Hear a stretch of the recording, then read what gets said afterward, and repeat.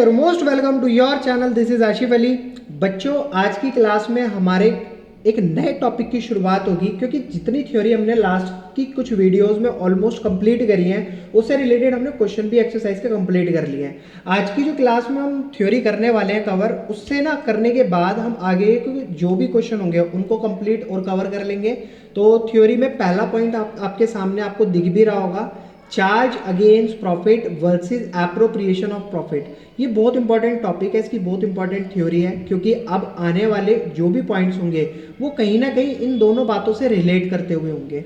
तो आपको बहुत ध्यान से समझना है, सारी चीज़ों को बहुत ध्यान से सुनना है, जो भी मैं एग्जाम्पल से आपको बताऊंगा, जो भी आपको समझाऊंगा, क्योंकि जब हम प्रैक्टिकल क्वेश्चन पर आएंगे तो उसके अंदर आपको ये पता होना बहुत ज़रूरी है कि कहाँ पर आपको चार्ज अगेंस्ट प्रॉफिट का ट्रीटमेंट किस तरीके से करना है और किस जगह पर आपको एप्रोप्रिएशन ऑफ प्रॉफिट का ट्रीटमेंट करना है। तो शुरुआत करेंगे चार्ज अगेंस्ट प्रॉफिट से। बच्चों, ये चार्ज अगेंस्ट प्रॉफिट होता क्या है? देखो, अभी अभी आप सभी लोग क्लास 11 से क्लास 12 में आए हो, तो क्लास 11 में आपने एक टर्म पढ़ी थी जिसको बोला जाता था एक्सपेंस। और एक्सपेंस का मतलब होता है खर्चा। एक्सपेंस का मतलब होता है खर्चा।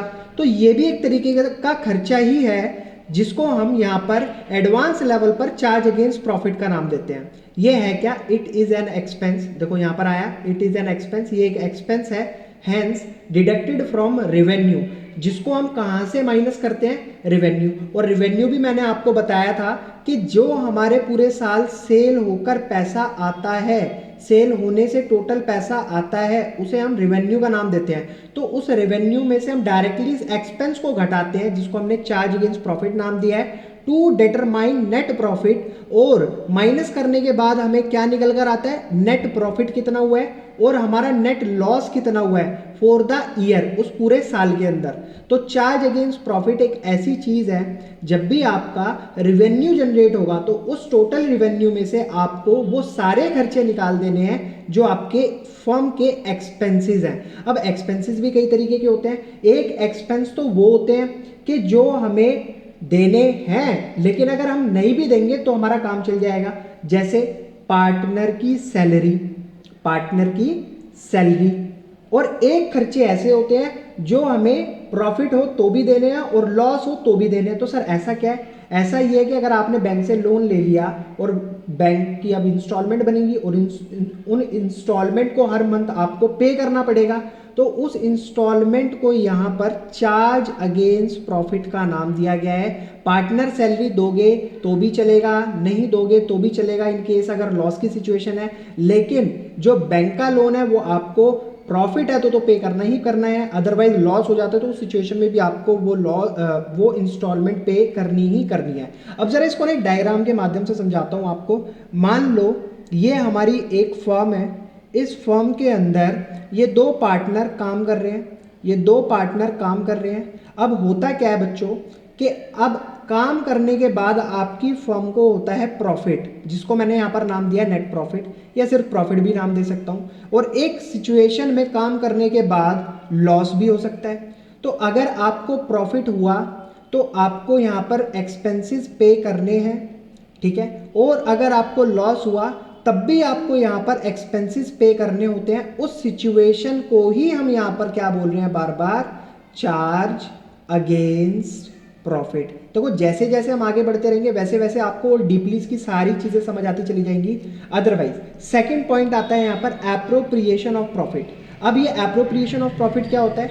It means distribution of net profit. इसका मतलब होता है कि जब सारी चीजें, सारे एक्सपेंसेस देने के बाद जो बचा हुआ प्रॉफिट है, अब वो डिस्ट्रीब्यूट होने के लिए रखा गया है for the year among partner under different head as पर पार्टनरशिप डीड। जिस भी हिसाब से, जो भी प्रॉफिट शेयरिंग रेशियो के हिसाब से आपकी डीड में लिखा हुआ है और वो पार्टनर को डिस्ट्रीब्यूट करना है, उसे हम कहते हैं एप्रोप्रिएशन ऑफ प्रॉफिट। लेकिन इसका भी एक एग्जाम्पल आपको देकर मैं समझाऊंगा। इसका एग्जाम्पल ये कहता है कि मान लो आपकी ये फर्म है, इस फर्म के अंदर हुआ प्रॉफिट और एक बार फर्म के अंदर हो गया लॉस। मैं दोनों सिचुएशन में बता रहा हूं। और ये फर्म के हैं पार्टनर, ये भी फर्म का पार्टनर है।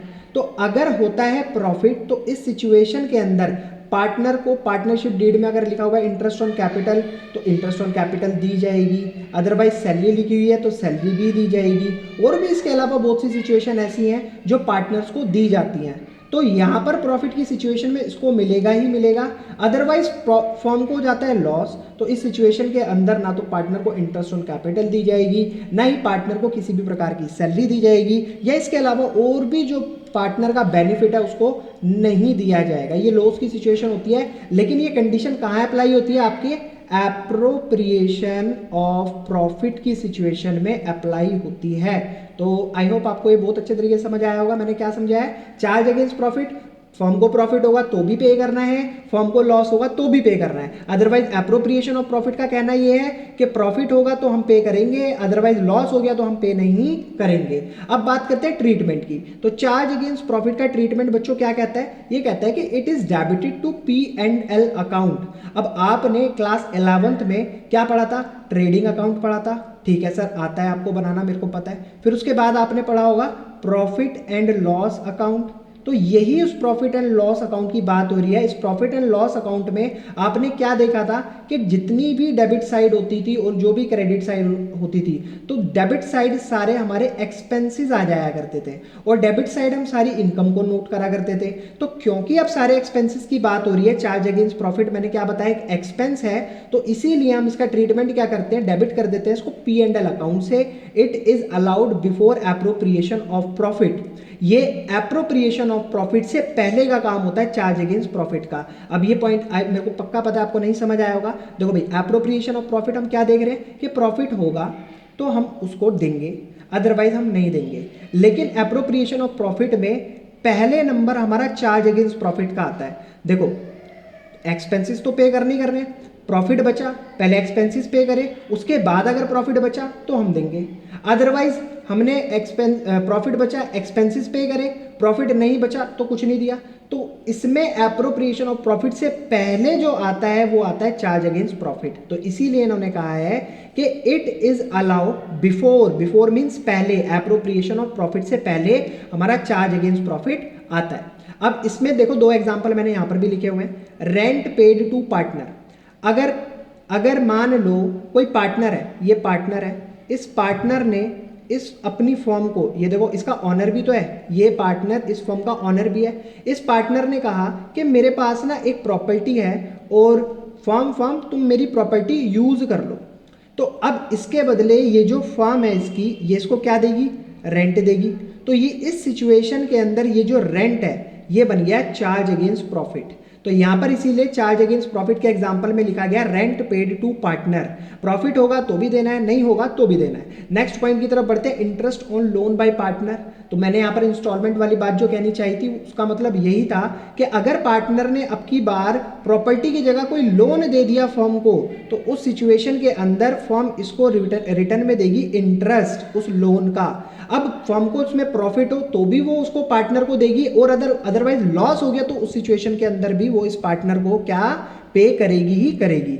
तो आई होप आपको चार्ज अगेंस्ट प्रॉफिट और एप्रोप्रिएशन प्रॉफिट बहुत अच्छे तरीके से समझ आया होगा। अगर आपको वाकई वीडियो अच्छी लगी तो प्लीज वीडियो को लाइक कमेंट शेयर जरूर कीजिएगा बच्चों। अब फिर मिलेंगे आपसे अगली वीडियो में अगले नए टॉपिक के साथ जिसका नाम होगा interest on loan by partner to the firm. तब तक के लिए धन्यवाद।